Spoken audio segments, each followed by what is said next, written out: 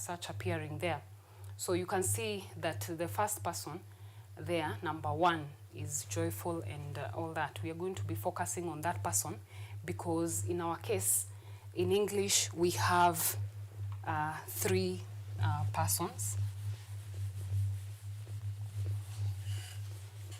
We have the first person,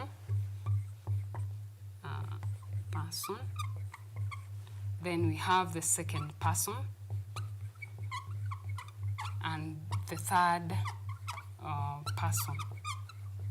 So in English we say we have 3 persons, and that is why I have that image there to show you 1, 2, 3. 1 representing the first person. Now, why are we talking about the first person? Who is the first person? The first person is known as the speaker. This is the person speaking, the one who is going to tell us more about the others or themselves. So the first person is the speaker, the person who is speaking. And which pronoun do you think we are going to use to refer to the first person? Viewers. Which pronoun are we going to refer to when you're using the first person? I hope you guessed it right. The pronoun will be I. I. So when you're telling us about yourself, you will talk about I am a teacher. I am smart. You can tell us about yourself, your story, using the pronoun I. If you are many, we'll talk about the pronoun we. The pronoun we. So the first person, we have the pronoun I, and the second, the other pronoun we can use there is we, among others. We move to 2022. I reiterate that it is in its final orders, and in particular at paragraph 508 Roman 4 of the judgment, the court expressly declined to grant these orders. Therefore, in quashing the communication issued on 6 October 2022, the leadership of the National Assembly in the 13th Parliament, the court did not declare any party or coalition of parties as the majority or minority party, and neither did it declare any member of this House as the leader of the majority party, nor the leader of the minority party. This addresses the first and second issues. Honorable members, yesterday when all of you submitted, I kept quiet and listened. I implore you also to keep quiet and listen. It's a quid pro quo. Even the Honorable Millie, who raised the issue, is conducting herself like the distinguished lawyer she is, listening quietly. And for us, when we go to court as lawyers, even when the court rules against you, you stand up, bow, and say, "I'm much obliged, my lord."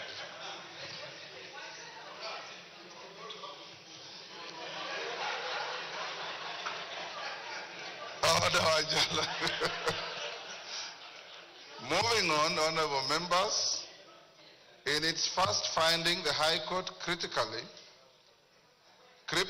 held that the question as to which party or coalition parties in the majority in the National Assembly in the 13th Parliament was determined in August 2022.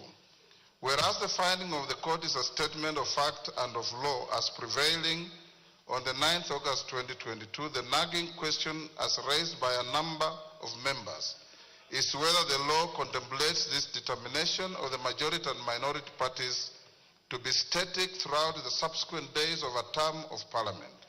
The Constitution itself enumerates several avenues in which the number of parliamentary seats secured by a party or a coalition at a general election can be subsequently varied. First, Article 103 of the Constitution spells out 7 instances in which a vacancy can arise in the office of a member of Parliament, including death and resignation, and this can drastically affect the numbers or members of a particular party. Secondly, Article 104 of the Constitution provides for the manner in which a member of parliament can be recalled by the electorate with the result and effect on the parliamentary seats secured by any political party. Thirdly, Article 105 of the Constitution provides for the manner in which the High Court can nullify the election of a member of parliament with the result and effect on the parliamentary seats by any political party. Fourth, Article 108 of the Constitution, as further expounded in the Political Parties Act, acknowledges the formation and existence of coalitions which, when varied through post-election agreements, have a result and effect on the parliamentary seats associated with a political party or coalition. For instance, apart from the dynamic complexities that we have witnessed around the composition of coalitions since the last general election, honorable members are also aware of the current existence of 3 vacancies in the office of members of parliament with respect to Banisa constituency, Magarin constituency, and Ugunja constituency. A further vacancy exists with respect to the nomination slot vacated by the Honorable John Badi. How is the House meant to treat a change in its relative majorities arising from the current existing 4 vacancies? Honorable members, to my mind, all the cited scenarios create avenues for the exercise of the sovereign will of the people to determine the majority and minority in the House. By quashing the guidance that I gave for purposes of ensuring the continuity of the business of the House, the court recreated the very same question that arose at the commencement of the 13th Parliament as to which party or coalition is the majority or minority in the House. Honorable members, the 3rd schedule to the Constitution prescribed the oath that I took pursuant to Article 74 of the Constitution before assuming office as your Speaker. Having been elected by yourselves on 8 September 2022, I swore to bear true faith and allegiance to the people and the Republic of Kenya. I undertook to faithfully and conscientiously discharge my duties as Speaker and to obey, respect, preserve, and protect and defend the Constitution. Critically, I also committed to do right to all manner of persons in accordance with the Constitution and the laws and conventions of Parliament without fear or favor, affection, or ill will. I did ask the Almighty God to help me in this crucial role and appended my signature to the physical version of the oath. With that in mind, whenever I am invited to render guidance to the House, it remains my solemn and singular duty to provide that guidance and way forward. My predecessors have previously upheld the significance of safeguarding the independence, powers, and privileges of this House and the doctrine of exclusive cognizance. Article 124 of the Constitution empowers the House to regulate its own procedure, and the other arms of government have a duty to refrain from interfering with this privilege. A question such as the one referring to the majority and minority party falls within this privilege and must, as of necessity, be guarded jealously and only resolved within Parliament. The Constitution and the laws and conventions of Parliament do not grant me the option of declining jurisdiction or issuing any guidance that effectively holds the operations of the House. My oath obligates me to ensure the uninterrupted functions of this House for the benefit of the people of Kenya. In its finding number 3, the court held that the communication was null and void. Debate arose as to whether this finding affected the propriety of all the business that the House has transacted since it was inaugurated on 8 September 2022. There were perceptions and assertions that the legislation so far passed by the House may have been voided. It should be beyond doubt that there was no order of the court in this regard to precipitate this kind of thinking, and there cannot have been such a blanket order as the issues placed before the court by the litigants did not question legality and competence of Parliament to legislate on matters before it, save for the prayers relating to the Finance Act 2023 and Appropriations Act 2023, and these prayers were expressly dismissed by the court. Members at the bar, take the nearest seats.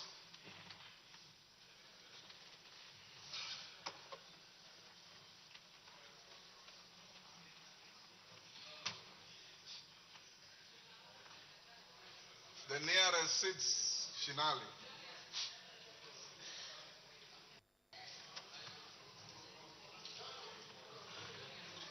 Osero, take the nearest seat. Thank you. It should be beyond doubt that there was no order of the court in this regard. Sorry, I've read that. As ably noted by the Honorable Member for Kikuyu, the decisions which arise from the business transacted by the House has no relation to which party is designated as the majority or minority. They are decisions of the House as a whole. From where I sit, no debate can arise as to the legality of the actions taken by the House prior to the invalidation of the communication. I need not belabor this point. To the critical matter at hand, Article 108 of the Constitution establishes the offices of party leaders in Parliament and outlines the order of precedence to be observed in the National Assembly as follows. There shall be a leader of the majority party and a leader of the minority party. The leader of the majority party shall be the person who is the leader in the National Assembly of the largest party or coalition of parties.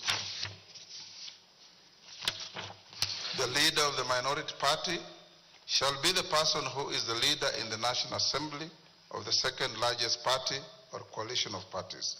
The following order of precedence shall be observed in the National Assembly. The Speaker of the National Assembly, the leader of the majority party, and the leader of the minority party. In determining which party or coalition of parties is the majority party and minority party, primary reference has to be made to the results of the last general election.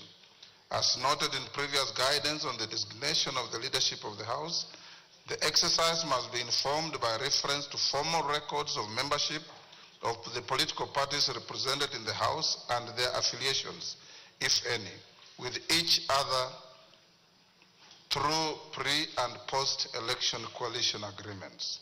It will be noted that the Independent Electoral and Boundaries Commission, IEBC, via Gazette Notice number 99509951 of 2022, both dated 23rd August 2022, Gazette Notice number 10535 of 2022, dated 5th September 2022, Gazette Notice number 10537 of 2022, dated 7th September 2022, and Gazette Notice number 10710 of 2022, dated 9th September 2022, declared all the persons duly elected and nominated as members of this House and their respective parties at the general election. With respect to the affiliation between the parties currently represented in the National Assembly, Standing Order 2B requires the Clerk of the National Assembly to obtain a certified copy of any coalition agreement entered into between two or more political parties. As guided in previous rulings by the speakers of this House, Standing Order 2B was intended to allow the House to determine its relative majorities and resolve, among others, any disputes between constitutive parties of coalitions, to the membership of the Parliamentary Service Commission, nominations to the Commission on Revenue Allocation, and positions in the East African Legislative Assembly. Honorable members, indeed, as noted by members in their contributions to the debate herein, the continuity of the business of the House and consideration of the orders of the court under finding Roman 1 of the judgment would be significantly embedded without access to the most current information on any coalitions formed or dissolved by the parties represented in the House today, and any variation in the membership of those coalitions and parties. This information must be juxtaposed against the current membership of the House. Indeed, several members, including Honorable Millie Odhiambo, Honorable Junet Mohammed, Honorable Peter Kaluma, Honorable Mboko Milemba, Honorable David Ocheng, Honorable Sabina Chege, Honorable Mwengi Mutuse, Honorable Major Retired Bashir, and others referred to what they called changed circumstances in the composition of the respective coalitions and parties within the House. Allow me to take you, honorable members, down memory lane, just but for illustration. During the 7th Parliament, where yours truly was a member, there arose a leadership dispute between Ford Asili and Ford Kenya as to which party was the official opposition. Each party had 31 seats, leading to a dramatic and humorous incident where the late Honorable Martin Shikuku, you may recall that the leader of Ford Asili was the Honorable late Kenneth Matiba, who was not having good health at the time. So Martin Shikuku, as the Secretary General of the party, was the de facto leader of the party in the House. They were leading dramatic and humorous incidents where the late Honorable Martin Shikuku and the late Honorable Mzee Jaramogi Oginga Odinga alternatively claimed the seat reserved for the leader of opposition in the House on a first-come, first-occupied basis. The dispute was finally resolved following the defection of Honorable Njuguna Njoroge from Ford Asili, the then member for Makuyu, who defected to KANU. Thereafter, Ford Kenya became the de facto official opposition party, with the Honorable Jaramogi Oginga Odinga as the leader of the official opposition, subsequently followed by the Honorable Wamalwa Kijana after the demise of Mzee Odinga. The dispute, it would therefore be beyond absurdity for your speaker to blindly designate the leadership of the House without reference to formal communication of the membership of various coalitions and the relative majorities of the House as at today. The designation must take into account any changes in the various coalitions, vacancies in the membership of the House, and other relevant realities. As was stated by the Deputy Speaker, in order to establish the existence and status of coalition agreements affecting the affairs of the National Assembly, she instructed the clerk to write to the office of the Registrar of Political Parties on the evening of 7th February 2025, seeking information. A, membership of the 21 political parties represented in the National Assembly in any coalition, including coalition political parties, and the dates relevant to the membership. Any variations in the membership of the coalitions and coalition political parties, and the dates of the variations. C, certified copies of pre-election and post-election coalition agreements relating to the parties and the status of the agreements. The registrar responded by a letter dated 11th February 2025 that was tabled by the Deputy Speaker yesterday, and the contents of the letter indicate as follows: that a pre-election coalition known as the Azimio la Umoja One Kenya Coalition Party, in brackets Azimio, was registered on 21st April 2022 and comprised 21 parties, namely Jubilee Party, Orange Democratic Movement, Wiper Democratic Movement, Kenya African National Union, National Rainbow Coalition, Muungano Party, Democratic Action Party, Democratic Action Party Kenya, United Party of Independent Alliance, United Progressive Alliance, Kenya Union Party, United Democratic Party, Movement for Democracy and Growth, Kenya Reform Party, Chama cha Uzalendo, Party of Peace and Democracy, National Liberal Party, People's Trust Party, Ubuntu People's Forum, Party of National Unity, Labour Party of Kenya, and the Party of Growth and Prosperity. That a pre-election coalition known as the Kenya Kwanza Alliance was registered on 3rd June 2022 and comprised 11 political parties, namely United Democratic Alliance, Amani National Congress, Forum for Restoration of Democracy Kenya, Chama cha Kazi, Communist Party, the Service Party, Tuchibebe wa Kenya Party, Farmers Party, Devolution Party of Kenya, Economic Freedom Party, and the Umoja na Maendeleo Party. that a post-election coalition agreement was entered into on 5th September 2022 between the and 4 additional parties, namely the Democratic Party of Kenya, National Agenda Party of Kenya, Grand Dream Development Party, and Chama cha Mashinani.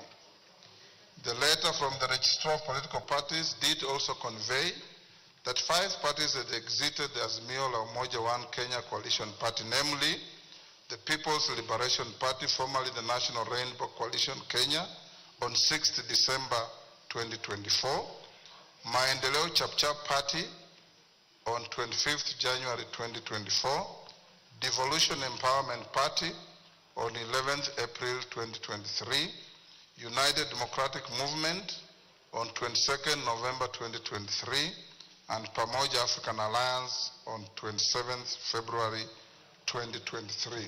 Suffice to mention, members, that the People's Liberation Party, formerly National Labour Coalition, does not have representation in this House.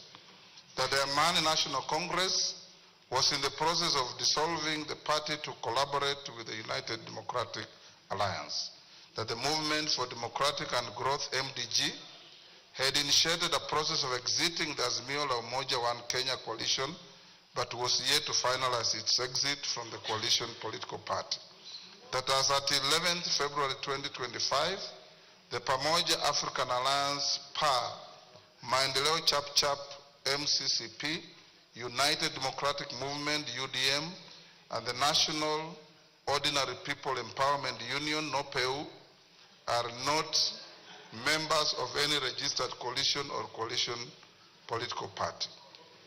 Honorable members, I put emphasis on the information provided by the Registrar of Political Parties that the said 4 political parties are not members of any registered coalition or coalition of political party. It is notable that even if it was to be assumed that the 4 vacancies were to be filled in favor of the parties under which the former members were elected or nominated and their number added to the computation of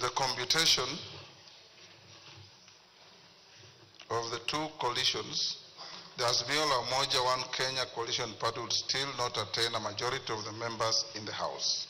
Honorable members, my reference to the Gazette notices relating to the election of members at the last general election and the current vacancies with respect to Banisa, Magarini, Ugunja, and the resignation of the Honorable John Badi, the current composition of the National Assembly by individual political parties in alphabetical order is as follows. Amani National Congress, 8. Chama cha Mashinani, 1. Democratic Alliance Party of Kenya, 5. Democratic Party DP, 1. Fort Kenya, 6. Grand Dream Development Party, 1. Jubilee Party, 28. Kenya African National Union, 6. Kenya Union Party, 3. Maendeleo Chapchap, 2. Movement for Democracy and Growth, MDG, 1. National Alliance Party of Kenya, 1. National Ordinary People Empowerment Union, NOPEU, 1. Orange Democratic Movement, ODM, 83. Pamoja African Alliance, PA, 3. Service Party, TSP, 2. The United Democratic Alliance, UDA, 145. United Democratic Movement, UDM, 7. United Party of Independent Alliance, UPIA, 2. United Progressive Alliance, UPA, 1. Wiper Democratic Movement, 26.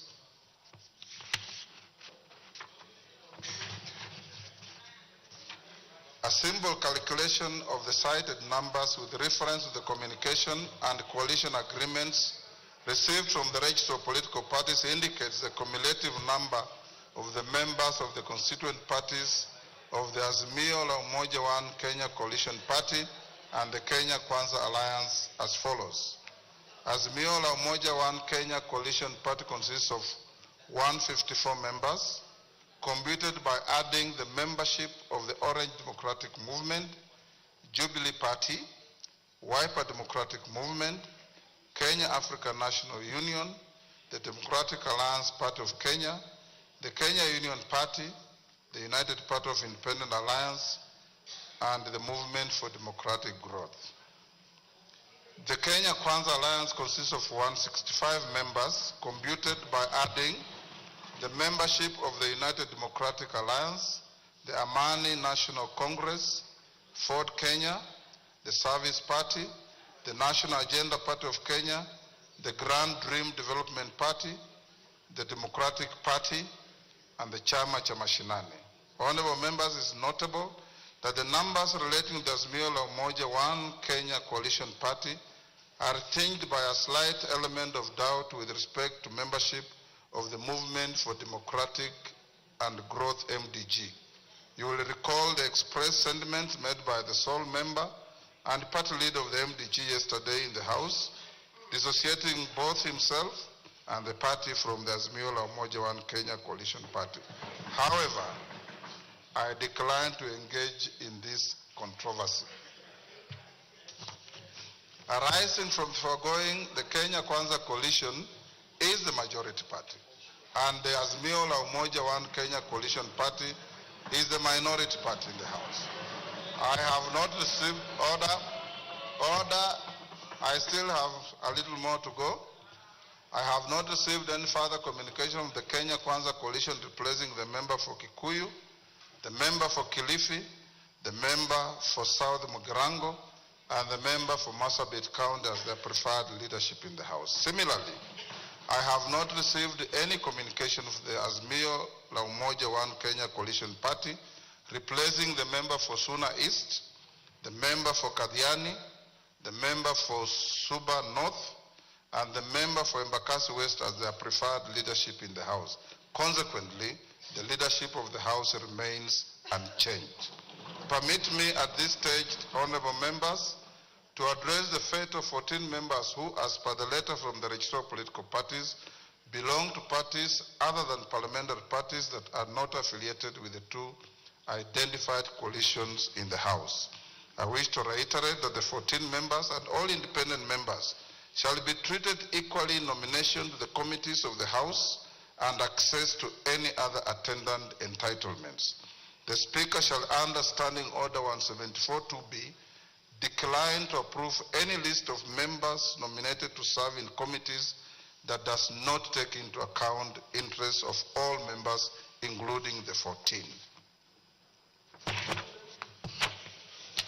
Honorable members, under Standing Order 172, the Committee on Selection is responsible for nominating members to serve in all committees, including the remaining 17 sessional committees that I listed yesterday in the communication on resumption of sittings for the 4th session and the lapse and reintroduction of business.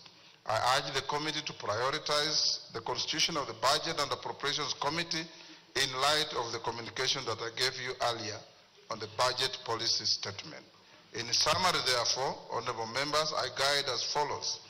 The Kenya Kwanza Coalition is the majority party in the House. Azimio la Umoja One Kenya Coalition Party is the minority party in the House. To the extent that I have not received any communication of the Azimio la Umoja One Kenya Coalition Party or the Kenya Kwanza Coalition replacing their leadership in the House, the leadership existing as at the end of the last session remains the leadership of this House. I thank you.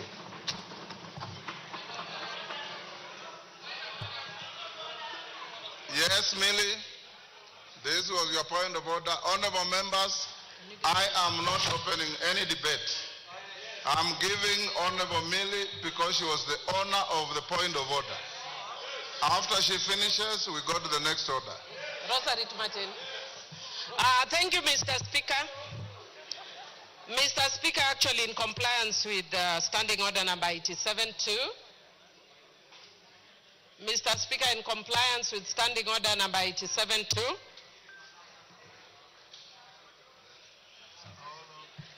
somebody was calling me. Yes, I just wanted to indicate that in compliance with Standing Order number 87-2, I am actually not going to raise any issues regarding... May I have my standing orders? Go on now. Thank you.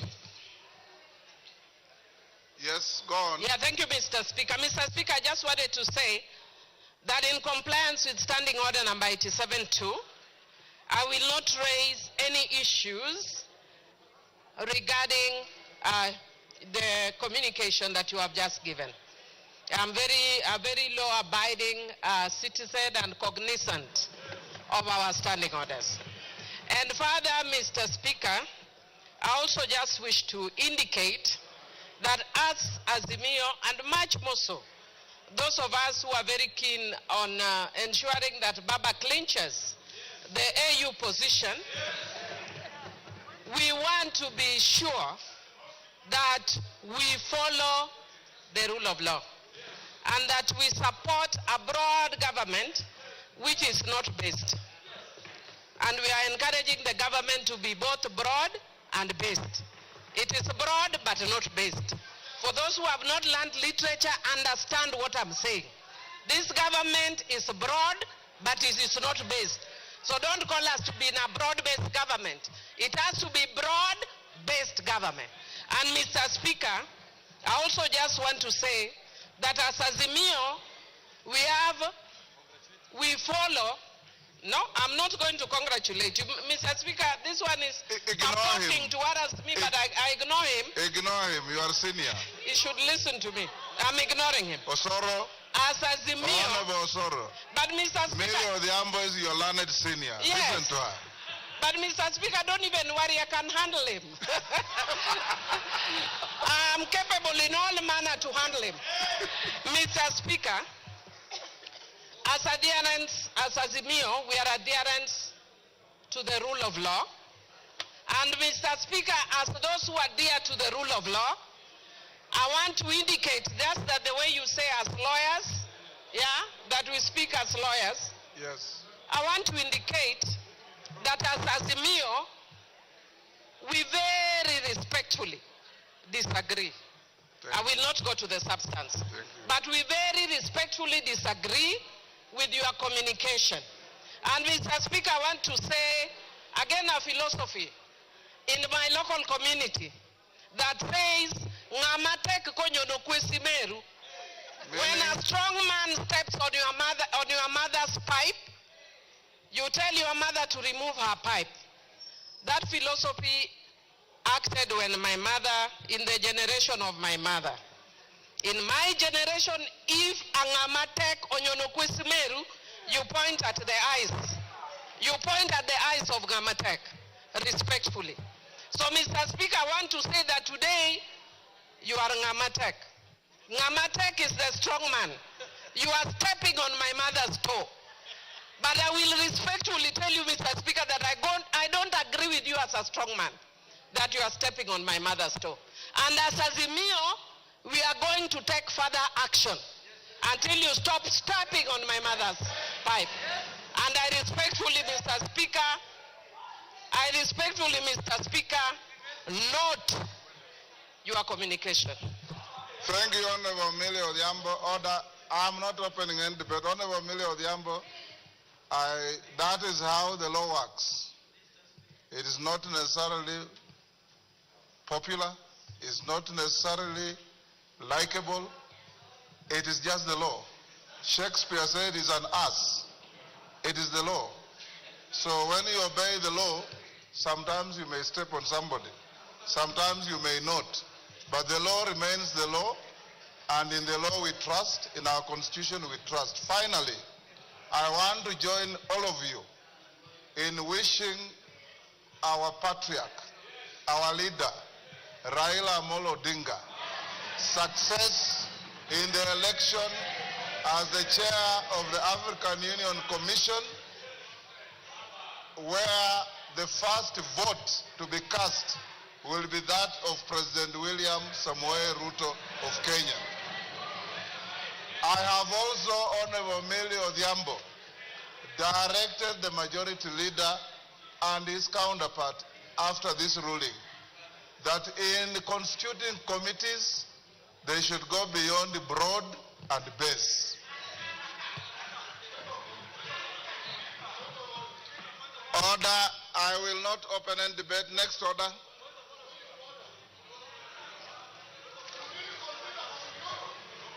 Wanjala. Order Wanjala. Next order. No.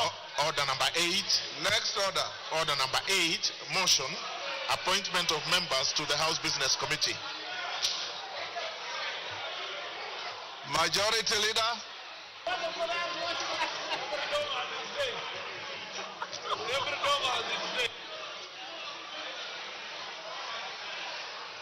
Majority Leader.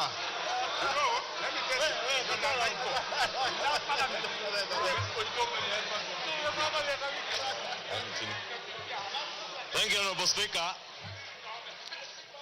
Honorable Speaker, I beg to move that pursuant to the provisions of Standing Order 17.1, Order members, those who are recessing, recess quietly.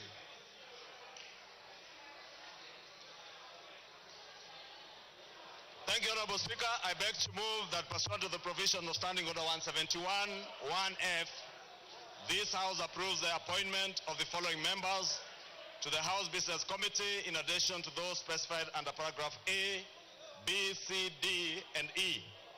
1. The Honorable Omboko Milemba, CBS MP. 2. The Honorable Robert Mbui, CBS MP. 3. The Honorable Faith Wairimo Gitao, MP. 4. The Honorable Samuel K. Chepkonga, CBS MP. 5. The Honorable Adan Welia Keinan, CBS MP. 6. The Honorable Tom Joseph Francis Kajuang, MP. 7. The Honorable Sarah Paulata Korere, MP. 8. The Honorable Joshua.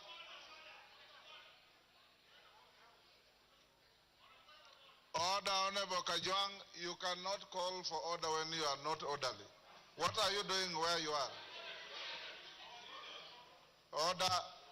We have moved to the next order and proceed. 7. The Honorable Sarah Paulata Korere, Pardon? MP. Why is he? Order. I did not give a chance to anybody except the mover of the notice of motion. Go on. Ichungwa, go on. 8. The Honorable Joshua Mbidi Mwalio, MP. 9. The Honorable Umul Ker Kasim Sheikh, MP. Honorable Speaker, as members may know, this is a very critical committee. And Honorable Speaker, the other members of the committee sit in that committee by virtue of their offices. And with those few remarks, I beg to move and request the Honorable Aden Keinan to second the motion in agreement. Keinan. I second, Mr. Speaker. Order, honorable members. Order. Take your seats. Order. Honorable members. Order. Honorable Millie's point of order was not a party point of order. It was a point of order by the distinguished member for Suba North. And upon delivering the communication, I dutifully gave her an opportunity to say what she said. And that has ended that matter. We are now on order number 8. I now propose the question, which is that pursuant to the provision of Standing Order 171-1F, this House approves the appointment of the following members of the House Business Committee, in addition to those specified under orders A, B, C, D, and E. Honorable Mboka Milemba, CBS MP. Honorable Robert Mbui, CBS MP. Honorable Faith Wairimu Gitao, CBS MP. Honorable Samuel K. Chepkonga, CBS MP. Honorable Adan Walia Keinani, CBS MP. Honorable Mboka, I'm proposing the question. I've not put any question. So actually you're out of order. Honorable Tom Joseph Francis Kajuang, CBS MP. Honorable Sarah Paulata Korere MP. Honorable Joshua Mbizi Mwali MP. Honorable Omulher Kasim Sheikh MP. Yes, yes, Cynthia.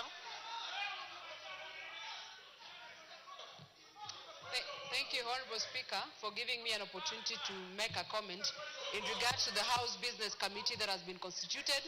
Honorable Speaker, I note that these are members that were sitting in the same committee last time, and they did a beautiful job, Honorable Speaker, and I want to support their nomination back to the House Business Committee.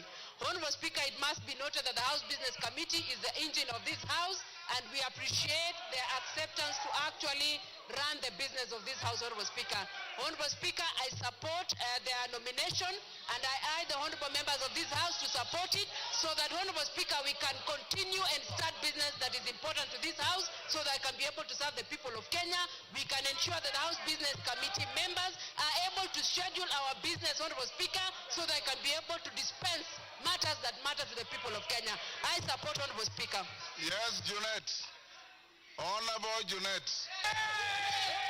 Order. Order. Members standing around Honorable Junet. Honorable Junet, take your seat for a minute. Members. Mr. Speaker. Order, Honorable Junet, just hold. Honorable Babuino. Order. Honorable Babuino. Take your seat. When the speaker calls you out, you don't have to stand up. This is not a classroom. You are rarely in this house, and when you come, you want to cause disorder. Take your seat. Order, Honorable Junet. I've given you your point of order. Mr. Speaker, I have no intention to speak about your ruling, Mr. Speaker. I want to speak on the matter that is before the House now. Mr. Speaker, under instructions from our parliamentary group, Mr. Speaker, before you put the question, I have been asked to convey to you on the floor of the House that we have withdrawn our members from the House Business Committee, Mr. Speaker. Yes. So it will be a nullity for the House to pass the membership from our side, Mr. Speaker. Now you can consider me as majority or minority, whichever way you can take. Yeah.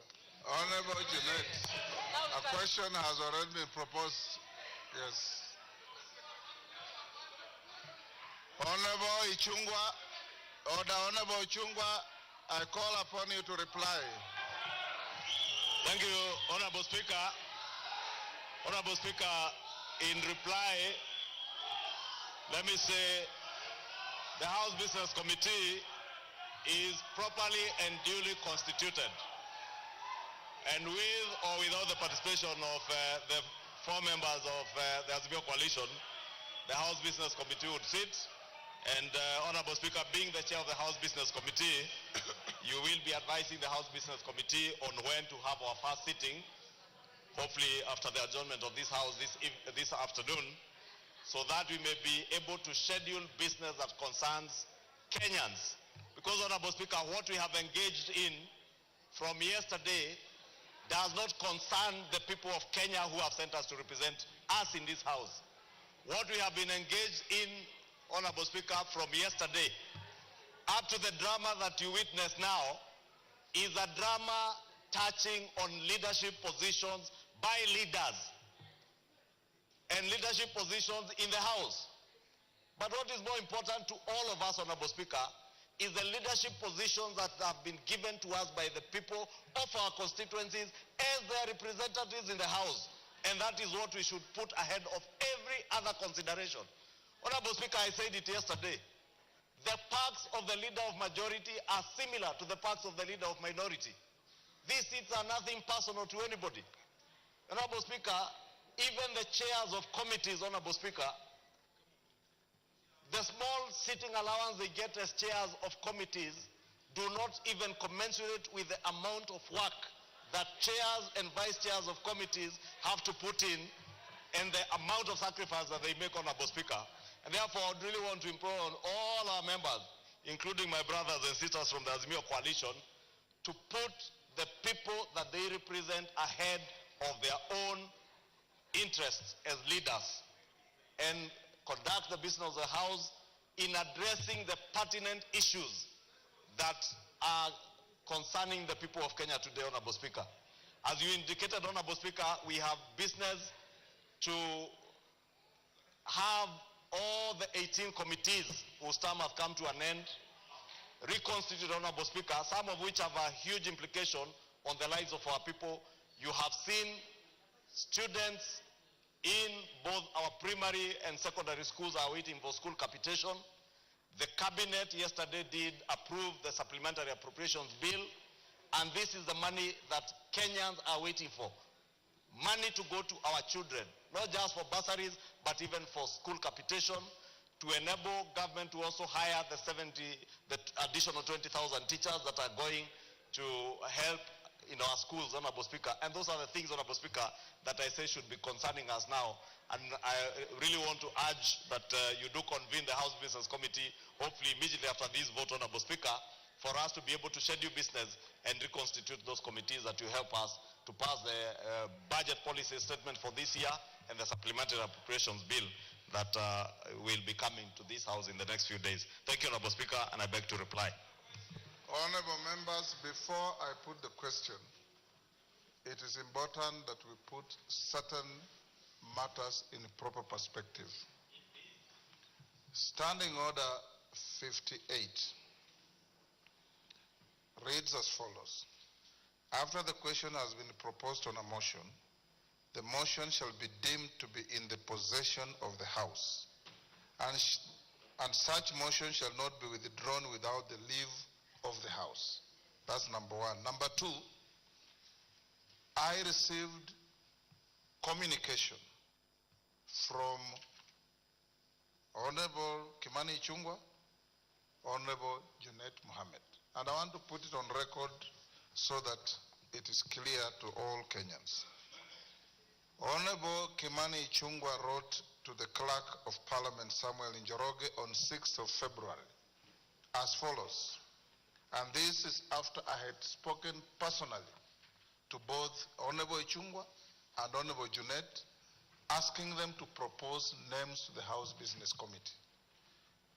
Honorable Ichung'wah wrote, Dear Sir, reference nomination of Kenya Kwanza Alliance members to the House Business Committee. Further to your letter referenced NA L&P HBC stroke 2025 stroke CORR in bracket 001 dated 3rd February 2025, I hereby submit the following names of members of the Kenya Kwanza Coalition for appointment to the House Business Committee, in addition to those specified under Standing Order 171, 1B and D. The Honorable Samuel Chepkonga, CBS MP, was in Gishu County, Meru. The Honorable Omboko Milemba, CBS MP, Vihiga County, Meru. The Honorable Faith Wairimu Gitao, CBS MP, Nyandarua County, female. The Honorable Joshua Mbithi Mwalio, MP, Machakos County, male. The Honorable Umulkhair Kasim Sheikh, MP, Mandera, female. Yours sincerely, Honorable Kimani Ichung'wah, AGH MP, Leader of the Majority Party, copy to the Right Honorable Dr. Francis Moses Masika Wetangula, AGH MP, Speaker of the National Assembly. On the 10th of February, I received a letter from the Honorable Junet Mohammed addressed to the Clerk of the National Assembly. Dear Sir, reference nomination of members to the House Business Committee. Your letter dated 3rd February 2025, reference NALP HBC stroke 2025 stroke CORR 001 refers. The minority party nominates the following members to the House Business Committee in accordance with the standing orders. The Honorable Mbui Robert MP, the Honorable Francis Kajwang Tom Joseph MP, the Honorable Wali Adan Kainan MP, the Honorable Korere Sarah Paulata MP, yours sincerely, Junet Mohammed, Honorable EGH MP, Suna East Constituency, Leader of the Minority Party in the National Assembly. At the time the Honorable Junet wrote this letter, the judgment under contestations that has gone on yesterday was already out. And he knew and designated himself, rightly so, as the minority leader. I call out today for the motion to be moved The majority leader moved the motion, and it was seconded by the Honorable Kainan. Once a motion is moved, you can either move an amendment seeking the necessary support from the House that shall be put to a vote, or you keep your cool. You do not change the content of a motion by picketing on the floor of the House and making statements that are completely unparliamentary and unhelpful. As it is now, the motion that you are going to vote to is properly the House, fully carrying the names of both sides of the House, the majority and minority, and upon voting on the motion, I direct all members who, if they're passed by the motion, to go to room 9 for the first meeting of the House Business Committee to schedule business for tomorrow. And this House must, and I repeat, we have a greater duty to the people of Kenya than the shenanigans that we want to display here. The mover of the point of order yesterday, Honorable Millie Odhiambo, said she respects the outcome. She doesn't agree.